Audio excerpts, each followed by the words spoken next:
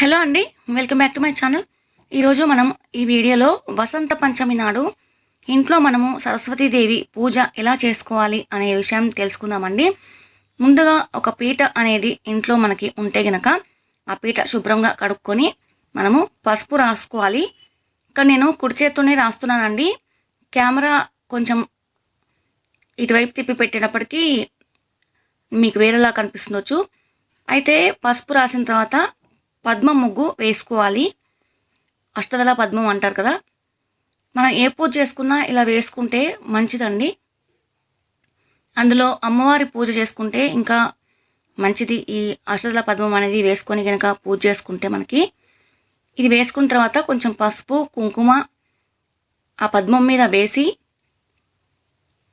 దాని తర్వాత మనము మన దగ్గర అంటే పట్టు బ్లౌజులు అనేవి వస్తున్నాయి కదా ఈ మధ్య, అలాంటివి ఏదైనా పరుచుకోవచ్చు. లేకపోతే వైట్ది ఏదైనా మన దగ్గర తువాల ఉంటే కూడా వేసుకోవచ్చు అండి.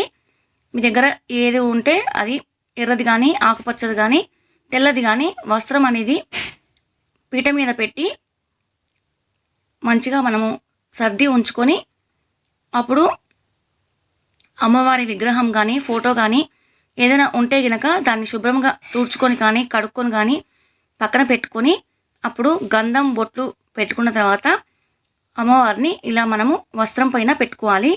గణపతిని అయితే బియ్యం పోసి పెట్టుకోవాలండి. ఇలా వస్త్రం మీద కూడా మనము అష్టదళ పద్మం అనేది వేసుకొని చెప్పాను కదా, మీ దగ్గర ఏమైనా విగ్రహాలు కానీ ఫోటోలు కానీ ఉంటే కనుక ఇలా చక్కగా కడిగి బొట్లు పెట్టుకొని అమ్మవారికి పూలు అవి పెట్టుకొని ఉంచుకోవాలి. మనం ఏ పూజ చేసినా గణపతిని చేస్తాం కాబట్టి ముందు గణపతిని చేసుకొని ఉంచుకోవాలండి. గణపతిని మాత్రం ఒకటే ముద్దలాగా చేయాలి. ఇప్పుడు నేను చూపించేది మాత్రం గౌరీ అమ్మవారు. ఎందుకంటే సరస్వతి అమ్మవారి ఫోటో మా దగ్గర అంటే సపరేట్గా అయితే లేదు. ముగ్గురు అంటే వినాయకుడు, లక్ష్మీదేవి, సరస్వతి అమ్మవారు ముగ్గురు కలిసిన ఫోటో ఉంది కాబట్టి నేను గౌరీదేవిని సరస్వతీదేవిగా భావించి చేసుకొని సరస్వతి అమ్మవారి ముందు పెట్టుకుంటున్నాను. గౌరీదేవిని మాత్రం మనం ఇలా చేసుకోవాలి. మధ్యలో గుంట పెట్టి రెండు వచ్చేటట్టుగా పెట్టుకోవాలండి. ఇలా చేస్తే కనుక మనకి గౌరీ అమ్మవారు అవుతుంది. పసుపు ఇక్కడ ముద్ద ఉంది కదా, అది వినాయకుడి పసుపు ముద్ద అనమాట. అలా చేసుకొని గంధము కుంకుమ పెట్టుకొని మనము గణపతికి పూజ చేసుకోవాలి. ఇలా గంధం పెట్టిన తర్వాత కుంకుమ బొట్టు పెట్టి ఉంచుకొని మనము పూజ అనేది ప్రారంభించుకోవాలండి.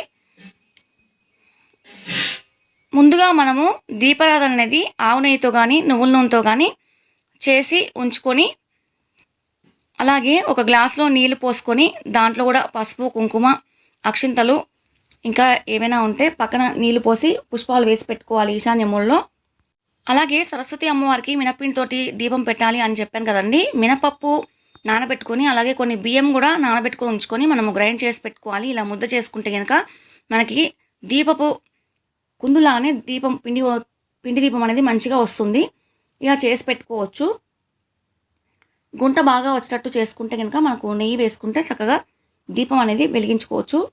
నేను ప్రస్తుతానికి ఏకాహారతో చేసుకోవచ్చు, లేకపోతే అగరబత్తితోనైనా మనం ముట్టించుకోవచ్చు అండి దీపారాధన అనేది. ఇలా ముట్టించిన తర్వాత దీపం అనేది మనకి తూర్పు వైపుకే తిప్పి ఉంచుకోవాలి. ఇందులో మాత్రం నేను కుంభవత్తులు అనేది వేశానండి పిండి దీపాల్లో. అమ్మవారికి మినప్పిండితో చేస్తే కనుక విద్య అనేది బాగా వస్తుంది పిల్లలకి అని చెప్పి మనము అమ్మవారికి పూజ చేసుకుంటే కనుక ఎప్పుడైనా సరే ఇలా పిండి దీపం అనేది పెట్టుకొని చేసుకుంటే మంచిదండి. పిల్లల పుస్తకాలు అవి ఏమైనా ఉంటే కనుక మనం పక్కన కూడా పెట్టుకోవాలి. నేనైతే కొన్నే పెట్టాను, ఎందుకంటే మా పిల్లలవి చాలా ఉంటాయి బుక్స్ కాబట్టి. ఇవాళ రేపు పిల్లలకి చాలా ఉంటున్నాయి కదండి, టెక్స్ట్ బుక్స్ కానీ నోట్ బుక్స్ కానీ అవన్నీ తీసి పెట్టలేము కాబట్టి టెక్స్ట్ బుక్స్ వరకు కొన్ని అంటే ఒక రెండు అట్లా ఇద్దరివి కలిపి పెట్టాను. పెట్టి వాటికి కూడా మనము పసుపు కుంకుమ అక్షంతలు వేసి 2 పూలు పెట్టి అమ్మవారి దగ్గర పెడితే ఈరోజు మొత్తం అలా ఉంచామనుకోండి మనకి అమ్మవారి కటాక్షం అనేది దొరుకుతుంది. ఇలా గౌరీదేవికి కూడా మనము పుష్ప అక్షతలు అనేవి సమర్పించుకోవాలి. ముందుగా వినాయకుడిని మనము పూజించుకోవాలి. దీపారాధన చేసిన తర్వాత నా దగ్గర మనం పచ్చి పసుపు అంటారు కదండి, పచ్చి పసుపు మనకి దొరుకుతుంది బయట షాపులలో. దేవుడు ఈ సామాన్లు అమ్మే షాపులలో ఎక్కడైనా మీకు దొరుకుతుంది. ఆ పచ్చి పసుపు ఇంకా పచ్చకర్పూరం మనకి సువాసన వస్తుంది కదా, లక్ష్మీదేవి పూజలో కానీ ఇట్లా అమ్మవారి పూజలలో ఎప్పుడైనా సరే ఇది వేసుకుంటే మంచిగా ఉంటుంది. ఇది ఒకటిను. ఇంకా జవ్వాదు అంటారు, దాన్ని కూడా మనము రోజు ఈశాన్యము మనం ఒక గ్లాస్లో వాటర్ పోసుకొని ఇవన్నీ వేసి ఒక పుష్పం వేసి మూత పెట్టి ఉంచితే మన ఇంట్లో ఉన్న నెగిటివ్ ఎనర్జీ అనేది పోతుందండి. అలాగే ఆ గ్లాస్లో ఉన్న నీరు కూడా మనము చెట్లలో పోయాలి. అంటే పూలు పూసే చెట్లు కానీ కాయలు కాసే చెట్లలో కానీ పోస్తే కనుక మనకి మంచిదనమాట. ఇట్లా జవ్వాదు కూడా మనము దీపారాధనలో వేసుకుంటే మంచి సువాసనతో ఇల్లు కూడా సువాసన భరితం అవుతుంది. ఈ జవ్వాదు ఇది కూడా మీకు ఏదైనా దేవుడి సామాన్లు అమ్మే షాప్లో దొరుకుతాయి, లేకపోతే ఆన్లైన్లో కూడా దొరుకుతాయండి.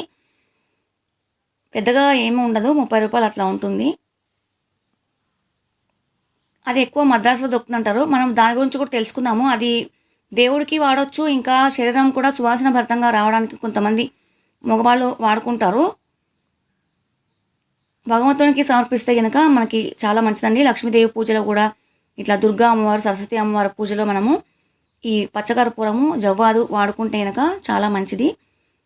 అలాగే వినాయకుడికి మనము అష్టోత్తర శతనామాలు కానీ షోడశోపచార పూజ కానీ చేసిన తర్వాతనే అమ్మవారి పూజ అనేది చేయాలండి. నేను ఇప్పుడు వినాయకుడికి అష్టోత్తర శతనామాలు అవన్నీ చదువుకుంటున్నాను. అంటే నేను మామూలుగా సింపుల్గానే చేస్తున్నాను కాబట్టి అమ్మవారి పూజ ముఖ్యమని అనుకుంటున్నాం కాబట్టి ముందు గణపతిని పూజించాలి కాబట్టి ఇలా సింపుల్గా కానిస్తున్నాను.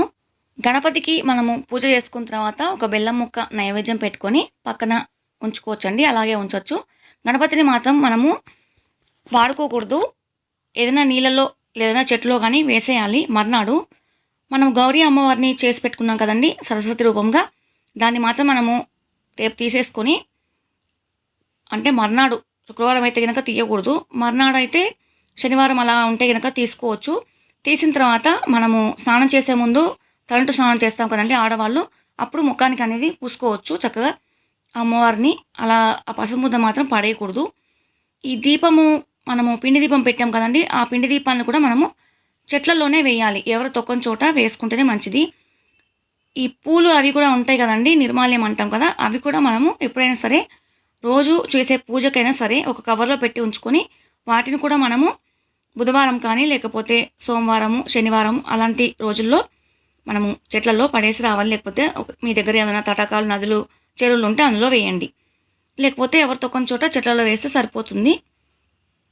అంతేగాని మనము తొక్కడము అలాంటివి కూడా చేయకూడదండి, చాలా తప్పు అని నేను విన్నాను, చదివాను కూడా ఒక చోట, అందుకే మీకు చెప్తున్నాను. అయితే వస్త్రం అది కూడా మనం సమర్పించుకొని వినాయకుడి పూజ అనేది ముగించుకున్న తర్వాత అప్పుడు మనము అమ్మవారికి పూజ అనేది చేయాలి. మన వీలు కొలది మనము పూజ అనేది చేసుకోవచ్చండి. అమ్మవారికి అష్టోత్తర శతనామాలు అనేవి కానీ లేకపోతే ద్వాదశనామ స్తోత్రము, ఇంకా అమ్మవారి స్తోత్రాలు చాలా ఉంటాయి. మన శక్తి కొలది మనం పూజ అనేది చేసుకోవచ్చు. ఒత్తి పత్తి అనేది చేస్తాం కదా, వినాయకుడికి మాత్రం యజ్ఞోపవీతము వస్త్రము 2 సమర్పించుకోవాలి. అలాగే అమ్మవారికి కూడా ఒత్తి పత్తి చేసి దండలాగా నేను వేశాను. ఇట్లా చేసుకున్న తర్వాత అమ్మవారి పూజ కార్యక్రమాలు మనకి ఇష్టమైన అవి అన్నీ చదువుకొని అమ్మవారికి పరమాన్నం అనేది నైవేద్యం పెట్టుకుంటే మంచిదండి. క్షీరాన్నం అంటే ఇష్టం కదా, మనం ఎప్పుడైనా లక్ష్మీదేవి కానీ సరస్వతిదేవి కానీ అలా చేస్తాము కాబట్టి క్షీరాన్నం నైవేద్యం పెట్టుకొని హారతి ఇచ్చుకొని పూజ కార్యక్రమాలు అనేది ముగించుకుంటే అమ్మవారి అనుగ్రహం అనేది మనకు తప్పక లభిస్తుందండి. విద్యార్థులు కూడా ఇలా మనము పూజ చేసుకుంటే పిల్లలు అనేది ఒకవేళ స్కూల్కి వెళ్తే కనుక మనం వాళ్ళ పుస్తకాలు అవి పెట్టి మనమే వాళ్ళ పేరు మీద పూజ అనేది చేసుకోవచ్చు. సంకల్పం అనేది చెప్పుకుంటాం కదా, ఆ సంకల్పంలోనే మన పిల్లల్ని వాళ్ళు కూడా చెప్పుకోవచ్చు. ఈ వీడియో కనుక మీకు నచ్చినట్లయితే లైక్ చేయండి, షేర్ చేయండి, సబ్స్క్రైబ్ చేయడం మర్చిపోకండి.